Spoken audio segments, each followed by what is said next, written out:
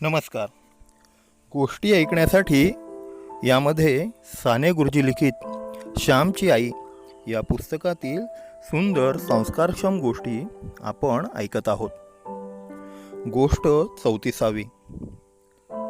वित्तहीनांची हेटाळणी. श्यामने सुरुवात केली. आमचे कर्ज दिवसेंदिवस वाढतच चाललेले होते, कारण वेळच्या वेळी व्याजही देता येत नसे. आमची काही शेते होती.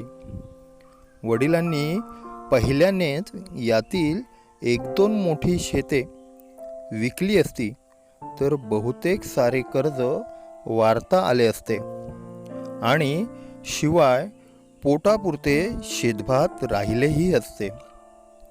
परंतु वडिलांच्या मनाला ते प्रशस्त वाटत नव्हते. जमीन विकणे म्हणजे त्यांना पाप वाटे, अपमान वाटे. त्या रात्री आईचे वडील, आमचे आजोबा आमच्या घरी आले होते. त्यांना आम्ही नाना म्हणत असू. माझ्या वडिलांना 4 गोष्टी सांगण्यासाठी ते आले होते. वडिलांची समजूत घालता आली तर पहावी या विचाराने ते आले होते. आजोबा मोठे हुशार, साक्षेपी गृहस्थ होते. व्यवहार चतुर, हिशेबी व धोरणी ते होते. परंतु त्यांना स्वतःच्या बुद्धीचा मोठा अहंकार होता. त्यांच्या म्हणण्याविरुद्ध कोणी बोलले तर त्यांना ते खपत नसे. स्वभावही थोडा रागीट होता. ज्याला कुशाग्र बुद्धी असते त्याला वाटत असते की इतरांना अक्कल नाही, सारी अक्कल आपणच जणू घेऊन आलेले असे तो मानतो. नानांचा स्वभाव थोडा असाच होता. माझे वडील ओसरीवर पोते टाकून त्यावर बसले होते. जेवणे झाली होती. आई घरात जेवत होती. बाहेर आजोबा आले व वडिलांजवळ बोलू लागले. नानांनी सुरुवात केली व म्हणाले, हे पहा भाऊ, आज तुम्हाला शेवटचे सांगावयाला आलो आहे. मी तुम्हाला यापूर्वी पुष्कळदा सुचविले होते, परंतु तुम्ही ते मनावर घेतले नाही.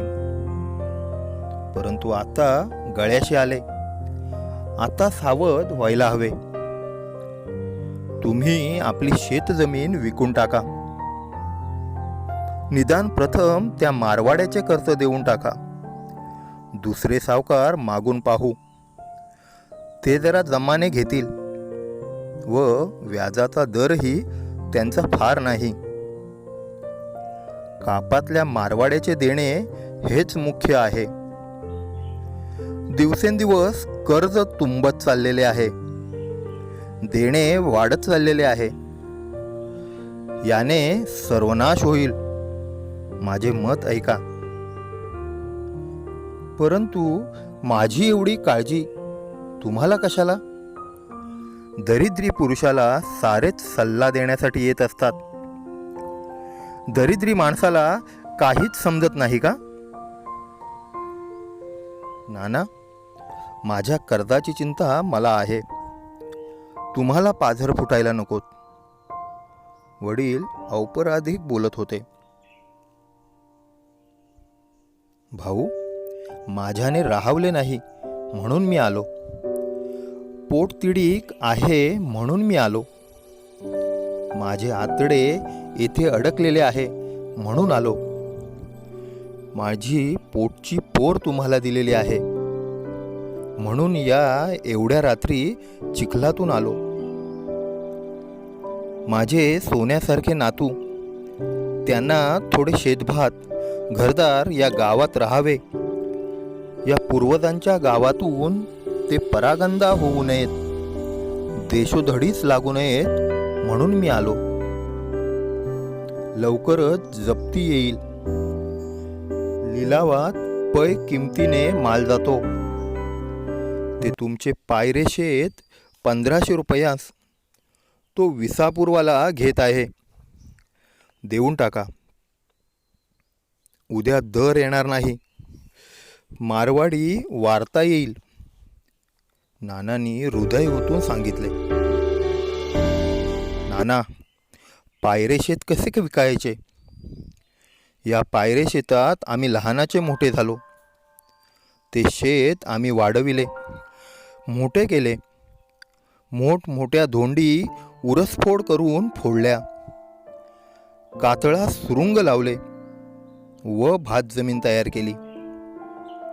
10 मणांचे शेत 3 खंडींचे केले. तेथे विहीर खणली. पायरे म्हणे विका. पायरे शेतावर पोरांचा किती लोभ. मुले शनिवारी रविवारी लहानपणी शेतावरच राहावयाची. तेथेच वांग्याचे भरीत व भात दुर्वांच्या आजीबरोबर खावयाची. तेथे किती आंबे लावले, फुलझाडे लावली. किती त्या शेताशी जिव्हाळ्याचा संबंध. जमीन सुद्धा कशी आहे, सोने पिकेल तिथे अशी आहे जमीन. दिवसेंदिवस जमीन डोळ्यांना दिसेनाशी होत चालली आहे. वाडवडिलांच्या शेतीभातीत भर घालता येत नाही तर निदान आहे ती तरी नको का सांभाळायला? जमिनीचा एक तुकडाही माझ्याने विकावणार नाही. काळजाचा तुकडा का कोठे कापता येतो? आपलीच जमीन आपल्याच हाताने विकायची. आपली आई ज्याप्रमाणे विकणे पाप, आपली गोठ्यातील गाय विकणे ज्याप्रमाणे पाप, तसेच जमीन विकणे ही पापच. जमीन म्हणजे आईच आहे. तिच्या धान्यावर आम्ही पोसलेलो. वडील बोलले, भाऊ, मोठाल्या गप्पा मारून जगात भागत नसते. बोलाचीच कडी बोलाचाच भात खाऊन अंगावर मांस चढत नसते. जमीन म्हणे आई कशी विकायची? दुसऱ्याची विकत घेता येते का? लुबाडता येते का? त्यावेळेस नाही वाटत जमीन म्हणजे दुसऱ्याची आई. मला नका नीती सांगण्याचा आव आणू. एकेवेळी तुम्ही दुसऱ्यांच्या शेतावर जप्ती नेत असा, लिलावे करीत असा, या आया हिरावून आणीत असा. जमीन विकतात, विकत घेतात. व्यवहार पाहिला पाहिजे. पुढे देवाच्या कृपेने मुले मोठी झाली, रोजगार धंदा नीट लागला तर पुन्हा घेतील जमीन विकत. ही जमीन नाही तर दुसरी. परंतु कर्ज डोक्यावर ठेवून जमिनी सांभाळणार कशा, राखणार कशा? जप्तीची दवंडी पिटतील, पोलीस येतील, लिलाव होतील, घराला कुलपे ठोकतील. सारी सारी शोभा होईल. म्हणजे मग बरे की आपण होऊनच तसा प्रसंग येऊ न देणे, अब्रू सांभाळणे, झाकली मूठ ठेवणे हे बरे? नानांनी विचारले. माझ्या अब्रूचे मी पाहून घेईन. माझी अब्रू म्हणजे तुमची नाही ना? भाऊ म्हणाले, माझीही आहे म्हणून तर आलो. तुम्ही माझे जावई आहात हे विसरलात वाटते. लोक म्हणतील अमक्याच्या जावयाच्या घराची जप्ती झाली. तुमच्या अब्रूत माझीही अब्रू आहे. माझ्या मुलीची अब्रू ती माझीच. जरा विचार करा. आपलाच हे का मूर्खासारखा धरणे चांगले नाही. नाना म्हणाले, मूर्ख म्हणा, काही म्हणा, तुम्हाला व जगाला आज मला वाटेल ते बोलून घेण्यास संधी आहे व अधिकारही आहे. मूर्ख म्हणा, अडाणी म्हणा, भाऊ म्हणाले. म्हणेनच, म्हटल्याशिवाय राहीन की काय. मोठे सरदार घराण्यातले आम्ही, म्हणे सरदार घराण्यातले म्हणून मुलगी दिली, हुंडा दिला, मुलीचा संसार व्हावा म्हणून दिली, तिच्या अब्रूचे धिंडवडे व्हावे म्हणून नाही मुलगी दिली मी. तुम्ही सरदार ना? हेच का सरदार? ना बायकोच्या अंगावर फुटका म्हणी, ना धड ल्यायला, ना खायला. हेच का सरदार? दारात सावकाराचे धरणेकरी आहेत, बायकोला वाटेल ते बोलत आहेत. हेच का सरदार? नाही नीट घरदार, नाही काही. हेच का तुमची सरदारकी? आम्ही, म्हणे सरदार, केवढी ऐट होती. 30 वर्षे संसार केलात, का धन लावलीत, पैची अक्कल नाही मिळवलीत. साऱ्यांनी तुम्हाला फसविले व हाकलून दिले. डोळे उघडा थोडे सरदार. भिकाऱ्याची लक्षणे आणि म्हणे सरदार. बरे बोवा, स्वतःला अक्कल नाही तर दुसरा सांगतो ते तरी ऐकेल. तेही नाही. हा काय चावटपणा चालविला आहे? या गाढवपणाला काय म्हणावे? भाऊ, हा गाढवपणा आता पुरे. मी सांगतो तसे करा. असे नाना बोलत आहेत तो घरातून आई तेथे आली. ती बोलणी घरात आईला ऐकवत ना, तरी मोठ्या कष्टाने ऐकत होती. परंतु आता तिची शांती भंगली. ती बाहेर येऊन नानांना म्हणाली, नाना, माझ्या घरात तुम्ही बसलेले आहात. तुम्ही आपली मुलगी एकदा दुसऱ्याला दिलीत. आता वाटेल तसे बोलू नका. सारे जण खडे मारतात, म्हणून तुम्ही मारू नयेत. नाना, तुमच्या मुलीचीच पुण्याई कमी, म्हणून या भरल्या घराला अवकळा आली. वाईट दिवस आले. तुमची मुलगी यांच्या घरात येण्यापूर्वी यांचे सोन्यासारखे चालले होते. त्यांची सरदारकी कशाला काढता? स्वतःच्या मुलीचे नशीब वाईट असे म्हणा. आजपर्यंत मी सुखाने घास खाल्ला, अब्रूने दिवस काढले, ते त्यांच्या पुण्याईनेच. मी अभागी आहे, तुमची मुलगी अभागी आहे. त्यांच्याने जमीन विकवत नाही तर नाही, काय व्हायचे ते होईल. परंतु मन दुखवू नका. होणारे होऊन जाते, परंतु मने मात्र दुखावलेली राहतात. नाना, फुटलेले मोती सांधता येत नाही. मने वाईट झाली की जोडता येत नाहीत. त्यांचे मन दुखवू नका.